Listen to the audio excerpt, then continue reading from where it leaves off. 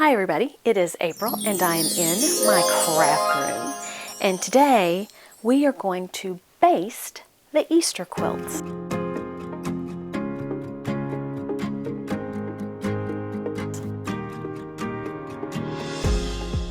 I've measured this background fabric that is going to be the backing, and in case you didn't watch the first video, this backing is not wide enough for the quilt top. So I'm going to add some of this to each side, and I decided that 5 inches was going to be good. Now this backing is 76 inches long, so I'm going to go ahead and cut 4 strips of this at 5 inches wide and then sew it to the backing, and then I will be ready to start basting.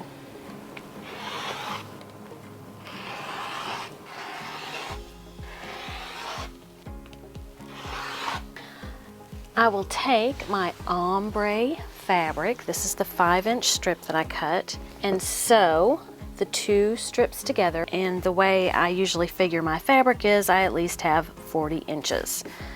So this will more than cover it, but I believe I'm going to need 4 strips in order to finish the backing for this quilt. And then I'll go ahead and take my other 2 strips, sew them together, and I will be ready to add them to my backing.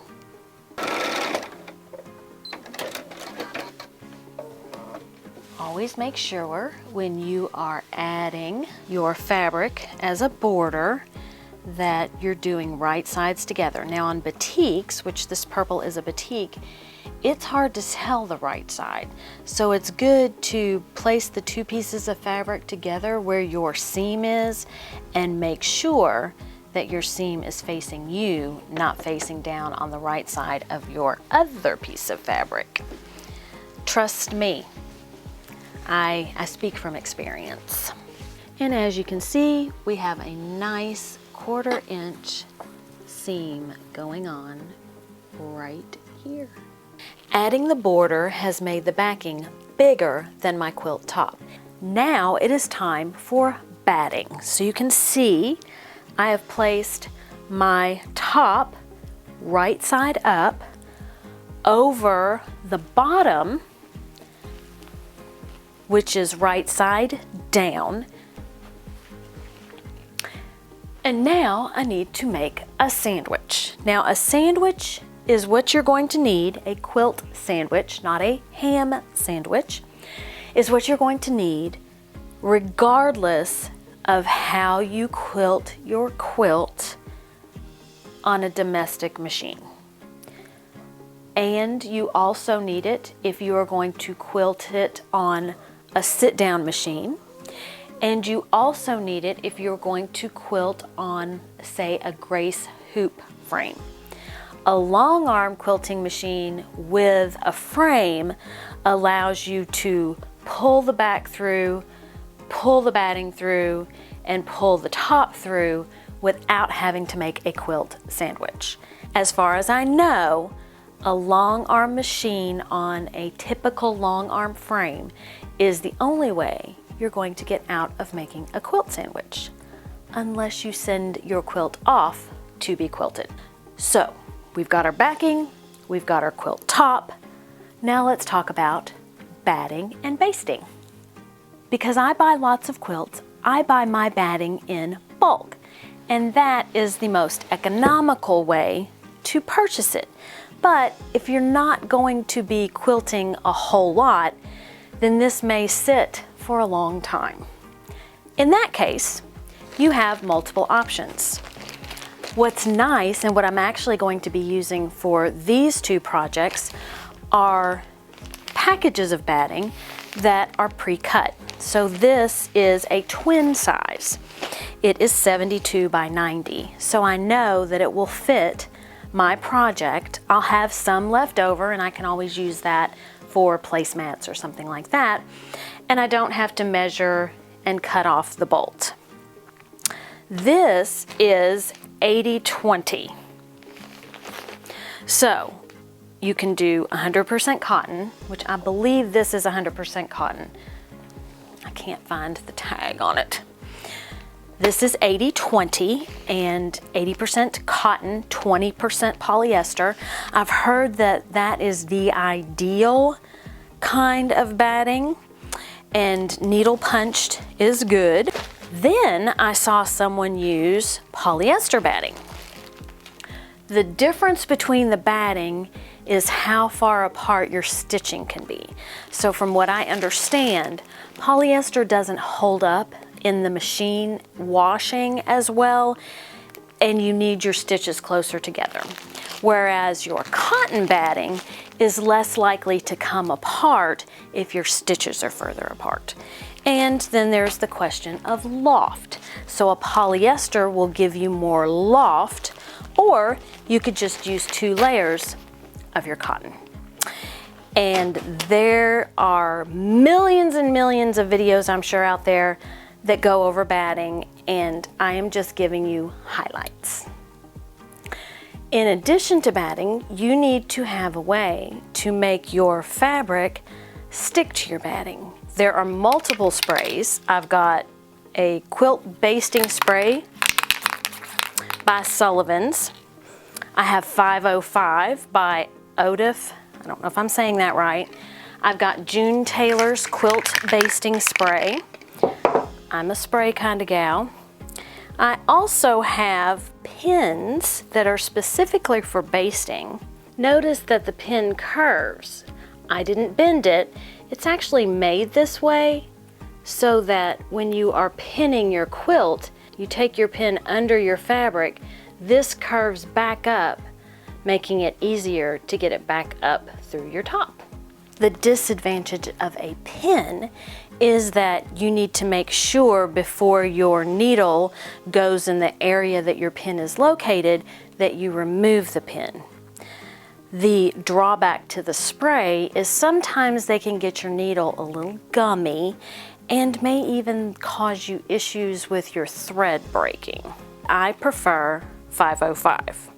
I have had less issues with my needle getting gummed up with this. There is also a powder, and it's by Quilter Select. There may be other powders out there.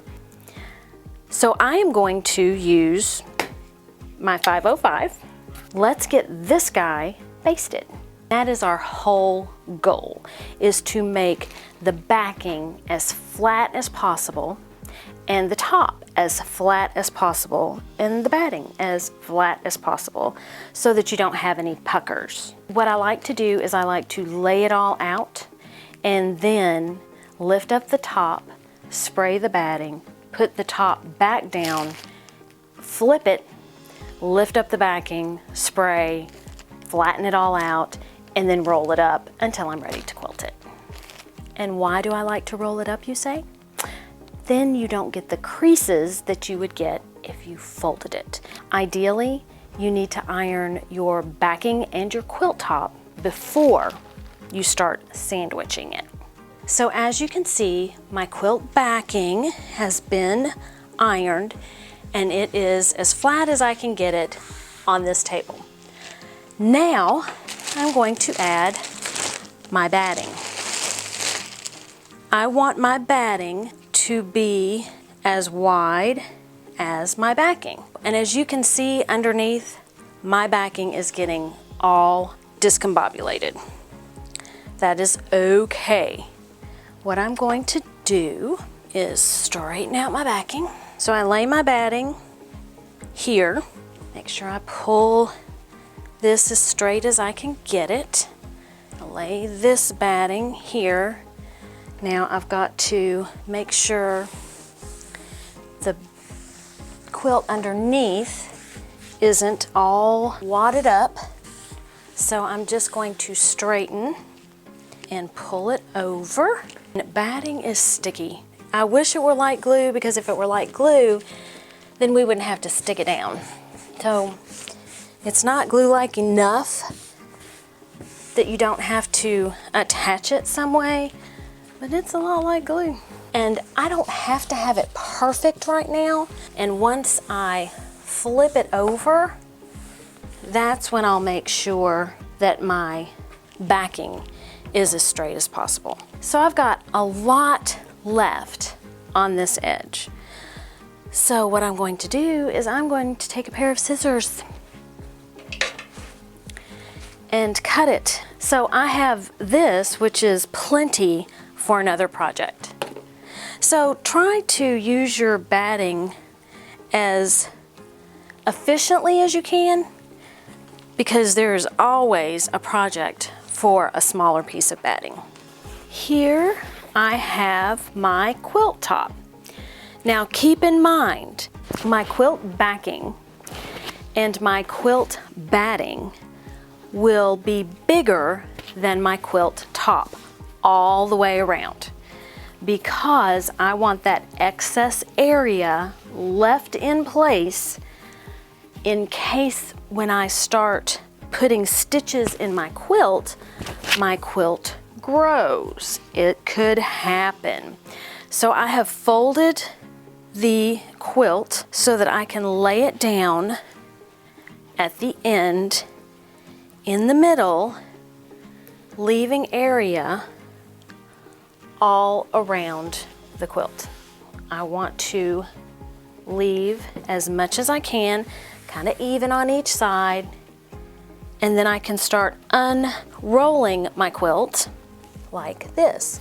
Then I'm going to bring this down, and if you kind of just lift it up and let it float a little, then it gives you a chance to stretch it out. Now there I could feel that it was kind of creasing. So see here, I've got this big crease in the center of my backing. So I can roll it over. I haven't put anything sticky on it yet, and spread it out. So the first thing we're going to do is roll this back up a little bit. I'm going to take my 505 spray. For some reason, my 505 spray doesn't have any little beads that make noise. I don't know why.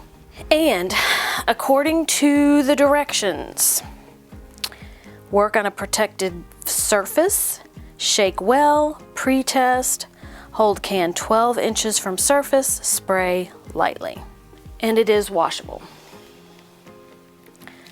So I can get the top off. 12 inches. I'm going to keep it hopefully as close to the middle as possible. And you will be able to tell if it is sticking. And I will show you how to do that. So I essentially want to lift up my top and set it down. And I want to start smoothing it out so that there aren't any creases and it is as flat as possible. I've got this edge still sticking out. Now I did not go all the way over to this edge, so it's not going to stick all the way over, but if you can see, it's sticking here.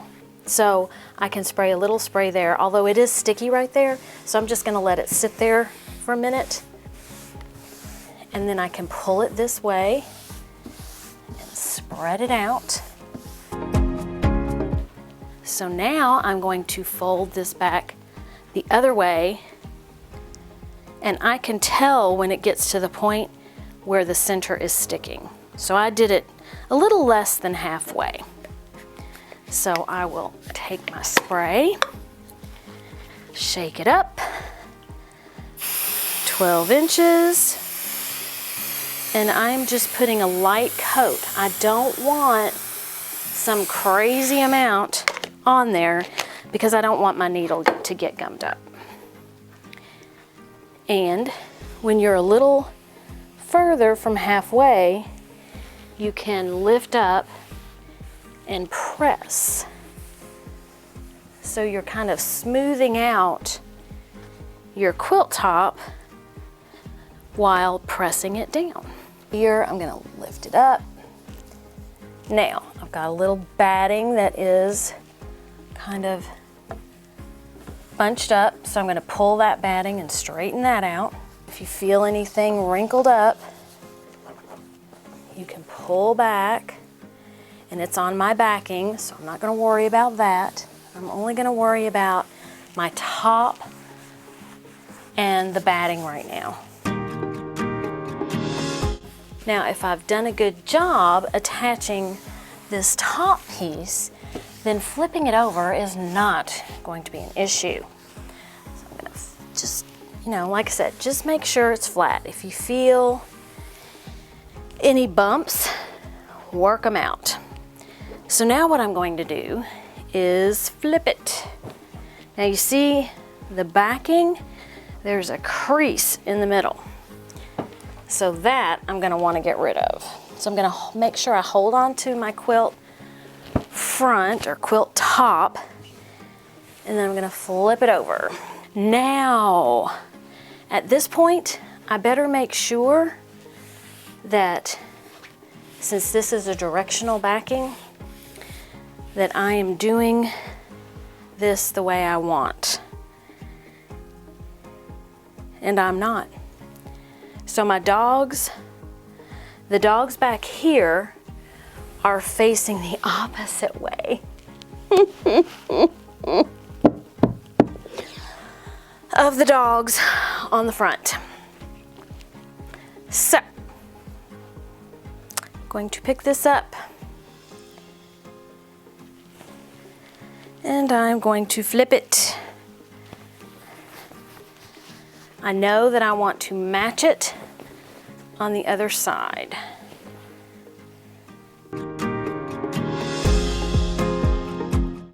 And I'm going to do the exact same thing on the back that I did on the front.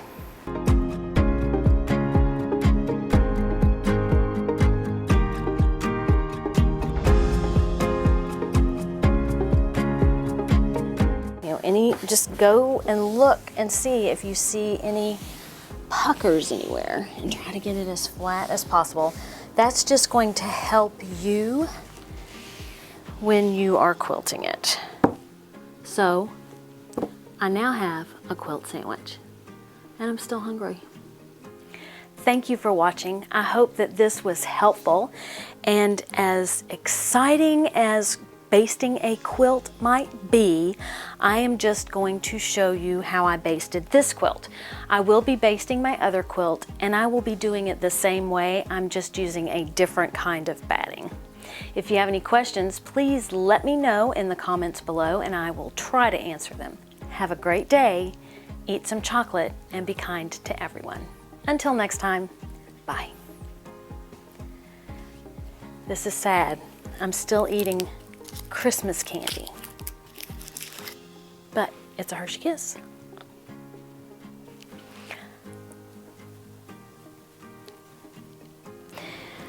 And I thought that I was going to try and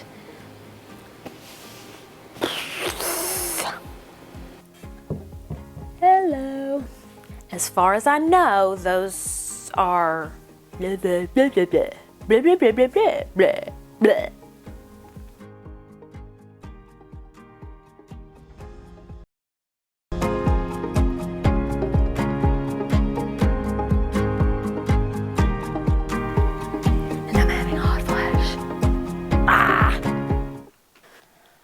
My dog is driving me crazy.